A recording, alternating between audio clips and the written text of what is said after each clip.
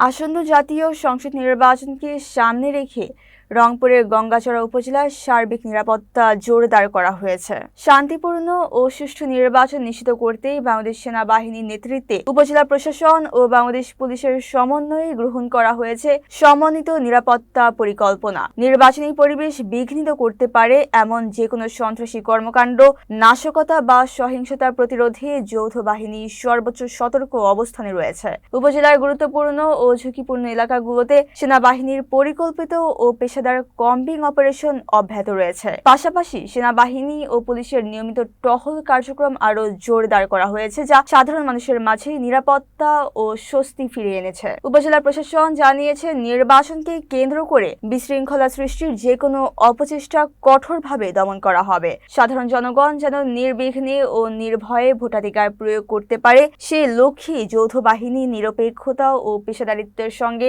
দায়িত্ব পালন করে আসছে। একটি গ্রহণযোগ্য নির্বাচন নিশ্চিত করতে শেষ মুহূর্ত পর্যন্ত মাঠে থাকবে যৌথ বাহিনী।